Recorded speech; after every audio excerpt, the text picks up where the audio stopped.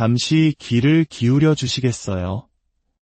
이 이야기가 당신의 마음에 울림을 준다면 하나님의 은혜가 더 많은 이들에게 닿을 수 있도록 이 영상을 공유해 주세요. 구독과 좋아요는 저희가 계속해서 이 귀한 여정을 이어가는 데 큰 힘이 됩니다. 여러분의 삶에 주님의 평안이 가득하기를 기도하며 오늘의 이야기를 시작하겠습니다. 얼마 전 유명 영화감독 조지 루카스는 한 인터뷰에서 이렇게 말했습니다. 신은 존재한다고 생각합니다. 하지만 그분이 누구인지 어떤 모습인지는 잘 모르겠습니다. 어쩌면 오늘 이 자리에 계신 여러분 중 많은 분들이 비슷한 생각을 하고 계실지 모릅니다. 신의 존재를 어렴풋이 느끼지만 그분에 대해 명확히 알지 못하는 막연함. 오늘 밤 저는 바로 그 하나님에 대해 여러분과 이야기 나누고 싶습니다. 성경의 가장 첫 구절은 이렇게 시작합니다. 태초에 하나님이 천지를 창조하시니라. 이 장엄한 선포 앞에서 우리는 근원적인 질문을 던지게 됩니다. 그렇다면 그 하나님은 어디에서 오셨을까요? 어떻게 아무것도 없는 태초에 홀로 존재하실 수 있었을까요? 솔직히 말씀드리면 저도 모릅니다. 여러분도 마찬가지일 겁니다. 그것은 인간의 유한한 지혜로는 감히 헤아릴 수 없는 신비의 영역입니다. 성경은 하나님께서 영원부터 영원까지 존재하신다고 말합니다. 시작도 끝도 없으신 분. 우리는 이 사실을 논리나 과학으로 증명할 수 없습니다. 그 어떤 과학자도 하나님을 시험관에 담거나 아인슈타인처럼 상대성 이론 같은 수학 공식으로 그의 존재를 증명해낼 수는 없습니다. 우리는 오직 믿음을 통해 그분이 온 우주의 창조주이심을 받아들입니다. 잠시 우리가 발딛고 서 있는 이 지구를 넘어 밤하늘을 올려다봅시다. 수십 년 전 비행사 찰스 린드버그가 세인트루이스의 정신호를 타고 대서양을 건널 때 그의 눈에 보였던 하늘의 모든 별들은 사실 우리 은하 밀키웨이의 아주 작은 일부에 불과했습니다.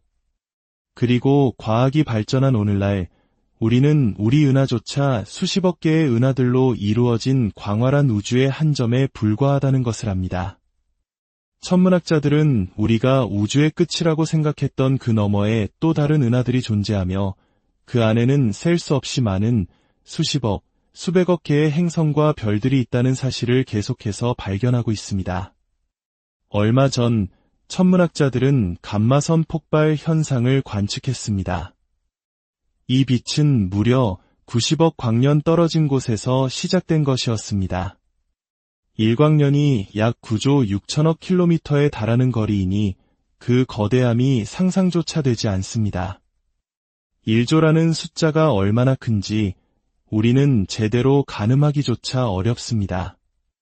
그러나 성경은 이 모든 것을 단 한 문장으로 설명합니다. 태초에 하나님이 천지를 창조하시니라. 시편 기자는 이렇게 노래했습니다.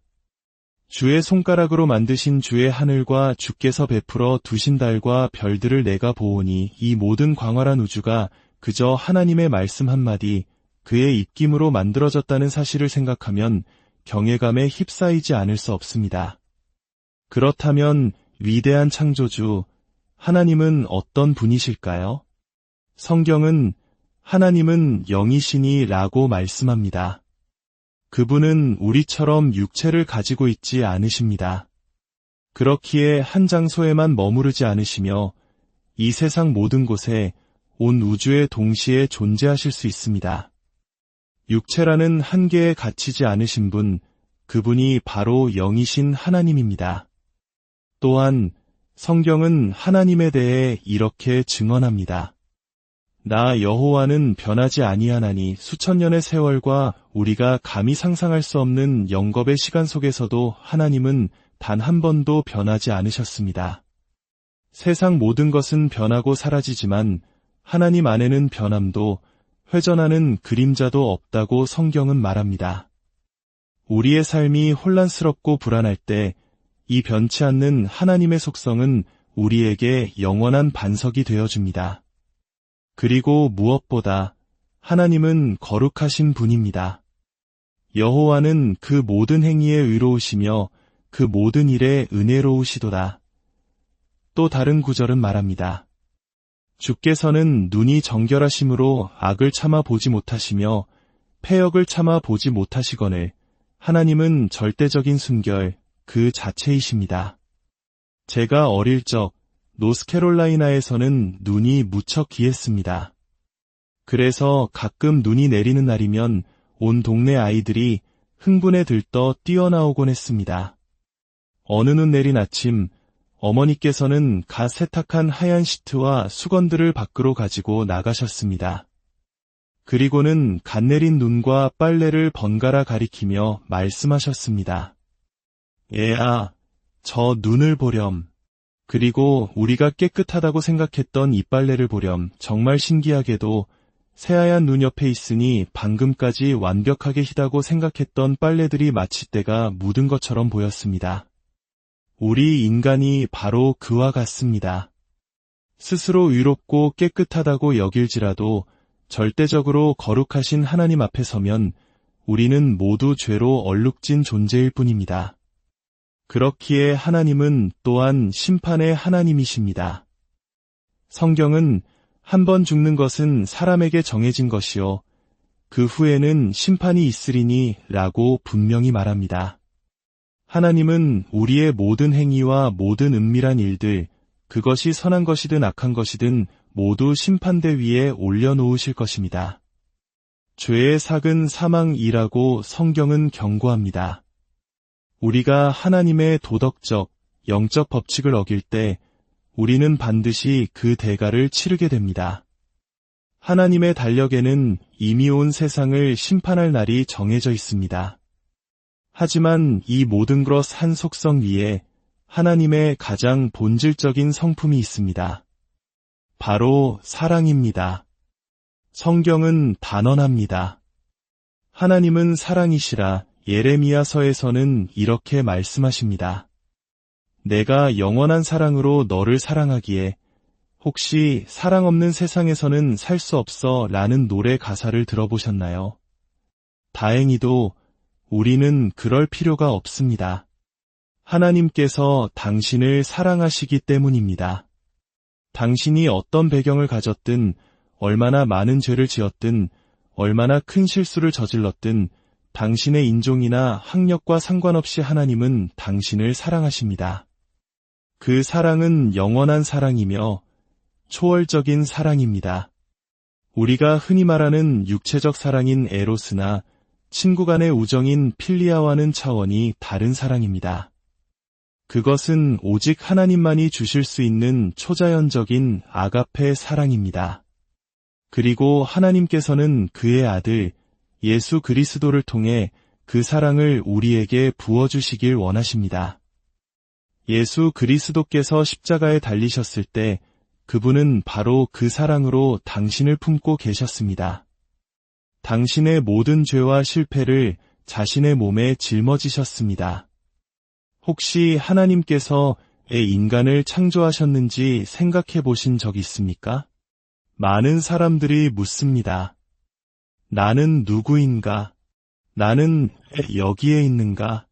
어디서 와서 어디로 가는가? 하나님은 인간을 창조하시고 그에게 선택의 자유를 주셨습니다. 에덴 동산에 그를 두시고 말씀하셨습니다. 동산 각종 나무의 열매는 내가 임의로 먹되 선악을 알게 하는 나무의 열매는 먹지 말라. 내가 먹는 날에는 반드시 죽으리라. 하나님은 수많은 것들을 허락하셨지만 단 하나의 금지 명령을 통해 인간을 시험하셨습니다. 왜냐하면 하나님은 우리를 버튼을 누르면 움직이는 로봇으로 만들지 않으셨기 때문입니다. 그분은 우리에게 자유의지를 주셨고 우리 스스로 그분을 사랑하고 순종하기를 원하셨습니다. 그러나 인간은 어떻게 했습니까? 사탄의 속삭임에 넘어가 그 금지된 열매를 먹고 말았습니다. 그들은 의도적으로 하나님의 명령을 어겼습니다. 여기서부터 성경 전체를 관통하고 오늘날 우리 세상에까지 영향을 미치는 죄라는 미스터리가 시작됩니다. 사탄은 실제하며 지금도 활동합니다. 그는 빛의 천사로 가장하여 우리를 속이고 우리의 생각과 마음 속으로 교묘하게 파고듭니다. 우리는 세상에 무언가 근본적으로 잘못되었다는 것을 압니다. 신문과 텔레비전에서 벌어지는 끔찍한 사건들, 인종차별, 가난, 전쟁. 이 모든 문제의 뿌리에는 죄가 있습니다. 죄는 하나님의 법을 어기는 것입니다. 십계명을 어기는 것, 산상수훈의 가르침을 거스르는 것입니다. 내 뜻대로 살고 싶어 하는 것, 하나님의 방식이 아닌 나의 방식을 고집하는 것, 그것이 바로 죄입니다. 그리고 성경은 말합니다. 죄의 삭은 사망이요 하나님의 은사는 그리스도 예수 우리 주 안에 있는 영생이니라. 죄는 우리를 하나님으로부터 분리시킵니다. 당신은 육체이지만 그 안에는 영혼이 있습니다. 우리가 죽을 때 우리의 육체는 썩어 흙으로 돌아가지만 우리의 진짜 나인 영혼은 영원히 존재합니다. 만약 당신이 그리스도를 당신의 구주로 영접했다면 당신의 영혼은 죽는 즉시 그분의 임재 안으로 들어가 영원한 안식을 누리게 됩니다. 죽음에는 세 가지 차원이 있습니다. 첫째는 우리 모두가 맞이할 육체적 죽음입니다. 누구도 이 죽음을 피할 수 없습니다. 둘째는 영적인 죽음입니다. 이것은 우리의 영혼이 창조주이신 하나님으로부터 완전히 분리되는 상태를 의미합니다. 그리고 셋째는 영원한 죽음, 즉 지옥입니다. 예수님께서는 천국에 대해 말씀하신 것보다 지옥에 대해 더 많이 언급하시며 그 끔찍함에 대해 경고하셨습니다. 저는 이 주제에 대해 설교하는 것을 좋아하지 않지만 예수님께서 가르치셨기에 저도 전해야만 합니다. 그러나 이 모든 어두운 현실 속에서 하나님께서는 우리를 위한 놀라운 구원의 길을 예비하셨습니다. 성경은 예수 그리스도께서 십자가 위에서 당신의 죄를 대신 짊어지셨다고 말합니다. 하나님께서는 죄가 없으신 예수님을 우리를 위한 죄로 삼으셨습니다. 당신의 죄, 나의 죄, 우리가 저지른 모든 거짓말과 품었던 모든 음란한 생각들, 그 모든 것이 십자가 위에 예수님께로 옮겨졌습니다. 예수님의 진짜 고통은 못 박히는 육체적 고통이 아니었습니다. 그것은 영적인 고통이었습니다. 단 한 번도 죄를 알지 못했던 거룩한 분이 온 세상의 죄를 한 몸에 짊어지셨을 때 하나님 아버지로부터 분리되는 그 고통이야말로 가장 끔찍한 것이었습니다. 십자가는 하나님께서 당신을 향해 외치시는 사랑의 확성기입니다. 내가 너를 사랑한다. 내가 너를 위해 내 아들을 내어준다. 그가 너를 대신하고 있다.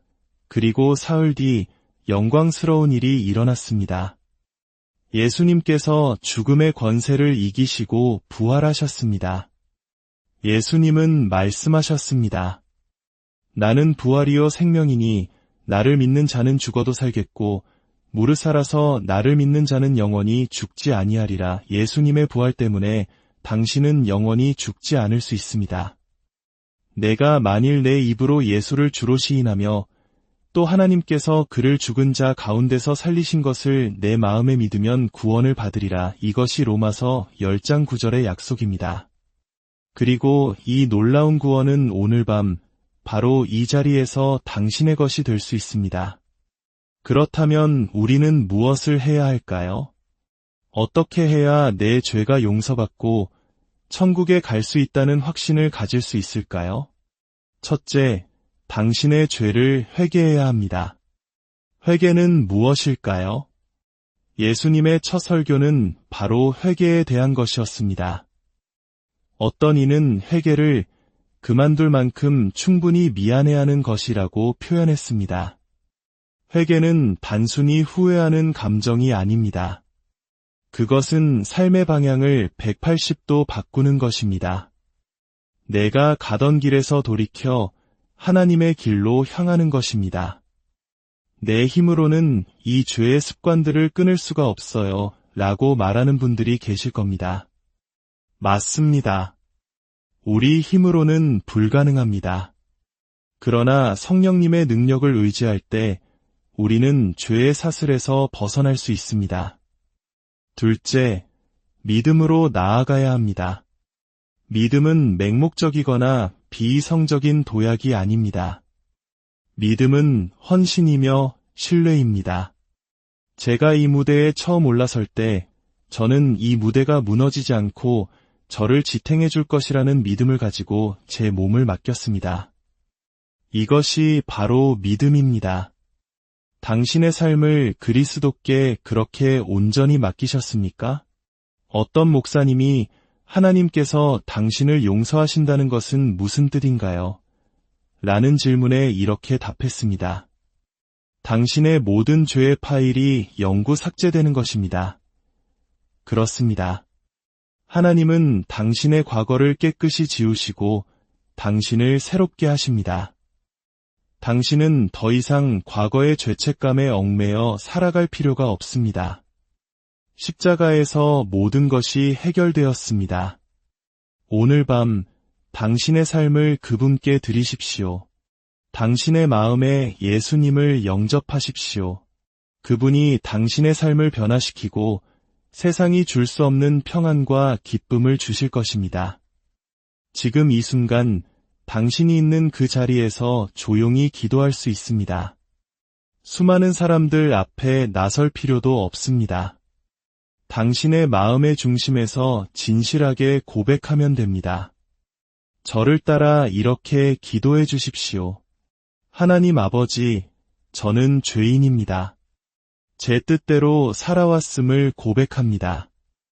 오늘 예수님께서 저의 죄를 위해 십자가에서 죽으시고 부활하셨다는 사실을 믿습니다. 제 마음의 문을 엽니다. 예수님, 제 삶에 들어오셔서 저의 구원자, 저의 주인이 되어 주십시오. 저를 변화시켜 주시고 이제부터는 하나님의 뜻대로 살게 하소서. 예수님의 이름으로 기도합니다. 아멘. 만약 당신이 이 기도를 진심으로 드렸다면 당신의 삶에는 놀라운 변화가 시작된 것입니다. 당신의 이름은 하늘나라 생명책에 기록되었으며 당신은 하나님의 자녀가 되었습니다. 오늘 이 결심을 하신 분들과 여전히 하나님을 알아가기 원하는 모든 분들의 삶에 하나님의 놀라운 평강과 은혜가 늘 함께하기를 기도합니다. 주님